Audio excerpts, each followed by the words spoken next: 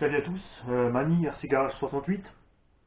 Donc on va continuer sur le Colossus. On a commencé la présentation avec les quelques petites modifications qu'on peut faire ou n'importe. Ce qui est plus ou moins bien sur la machine, toujours de mon point de vue. Donc ça, c'est un Genesis ou Nemesis, pour ça il a un châssis vert, qui a été modifié en brushless également. La différence entre les deux machines est que donc le premier que je vous ai présenté était préparé pour le saut, donc suspension relativement raide, l'huile de différentiel relativement fluide pour justement permettre d'évacuer le stress sur les transmissions lors des chocs ou des atterrissages sur une seule roue ou deux essieux ou n'importe, pour que quoi qu'il arrive on puisse faire passer la puissance sur les roues qui sont libres, donc ne pas stresser la transmission et ne pas casser. Celui-ci a l'huile plus raide et des suspensions plus souples. Je me le suis fait tout simplement pour labourer tout simplement les champs. Donc un peu plus de motricité. Et une suspension dure est inutile puisqu'il faut bien qu'il absorbe toutes les inégalités du sol.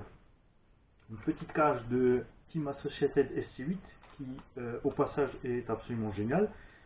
C'est le seul fabricant qui a fait une cage pour des shortcuts 1/8. Vous pouvez la monter sur les Apache, sur le Hubao Hyper 8 SC qui est mon shortcut préféré en 1/8. Point de vue de sa solidité tout simplement. Le S8 Timasso super solide aussi. Mais une nette préférence quand même pour le Hubao et son implantation électronique. Continuons sur le scène. Donc ici, j'ai utilisé, comme je vous l'ai dit, un Nemesis. J'ai utilisé les plaques de châssis de la version brushless comme gabarit pour percer mes trous, pour mettre mon différentiel central de brushless dessus.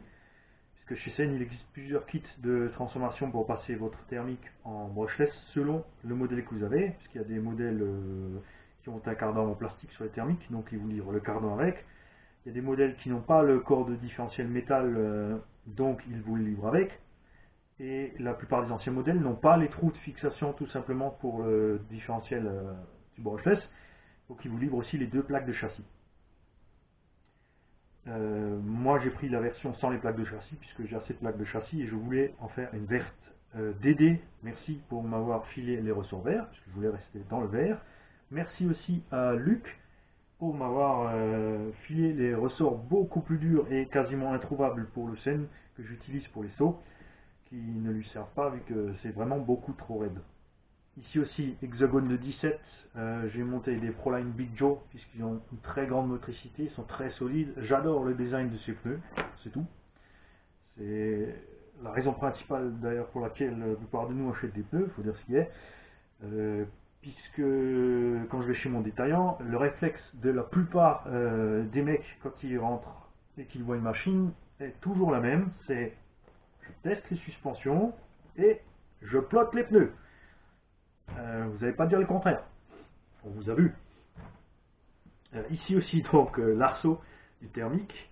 J'ai utilisé ici un moteur qui tourne beaucoup moins vite, donc un 1450 kV en Léopard 42-74. La différence entre le 42 et le 40, c'est les ailettes tout simplement.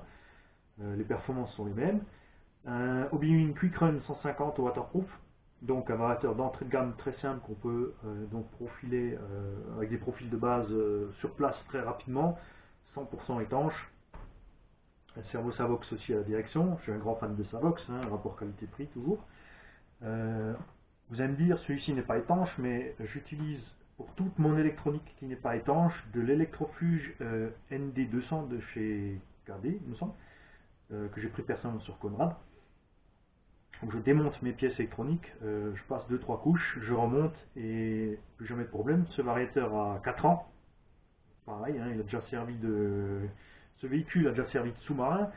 Pour ressortir de l'eau, on a attendu qu'il soit coulé pour rouler au fond de l'eau et ressortir. Fonctionne toujours. C'est donc que ça marche bien. Sinon, quoi dire de plus? Donc si vous voulez en savoir plus sur les spécifications d'origine, parce que c'est vrai que je zappe des fois, par exemple la dimension du moteur, sa puissance, etc. Si vous avez des questions, des choses à ajouter, n'hésitez pas, vous me contactez et vous m'en faites part. Si vous aimez pas spécialement les Monster Trucks, si vous par exemple vous préférez, vous êtes plus un dixième ou crawler, etc. J'ai rencontré aujourd'hui Papy, qui est un gars qui fait des choses absolument géniales sur Axial. Donc je vous ferai une petite présentation de sa collection. Et donc vous aurez le lien pour sa page Facebook ou sa page de son groupe Crawler pour les fans. Si au fur et à mesure de mes runs, je rencontre d'autres personnes qui font d'autres machines, d'autres styles ou du thermique, pour ceux qui sont intéressés par le thermique, on s'étalera là-dessus aussi. Mais si vous ne me contactez pas, je ne le saurai pas. Donc n'hésitez pas, laissez-moi un commentaire sur la vidéo, corrigez-moi si je me suis trompé. Demandez-moi ce que vous voulez savoir. Si je le sais, je vous répondrai. Si je ne sais pas, j'essaierai de me renseigner ou je vous dirai je ne sais pas. Et c'est tout. Donc pour les prochaines présentations, je compte aussi sur vous, puisque j'ai plusieurs machines. Le premier qui me laissera une com sur la machine qu'il aimerait avoir présentée aura sa présentation rien que pour lui. Donc on a Thunder Tiger EMT4 G5, donc il est relativement une nouveauté. Du Summit, qui n'est pas nouveau, mais un tas de choses à dire. La machine méconnue en France, donc le Team Magic Trooper. On a le X-Max, qui est aussi donc récent. Super 5 SC Flux. Axial Yeti XL. Kyosho Fox. Ou si vous voulez savoir quelque chose sur les pistes, n'hésitez pas. Donc comme dit, laissez-moi une com. Dites-moi ce que vous aimeriez savoir, sur quelle machine vous aimeriez une présentation.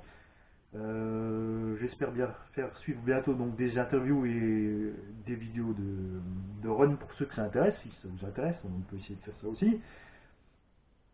Et comme dit, je le répète, n'oubliez pas, je ne suis pas un pro, pas d'entrée, pas de coupure, pas de texte incrusté, pas de générique. On fait les choses comme ça vient ici. Donc à bientôt pour un autre épisode.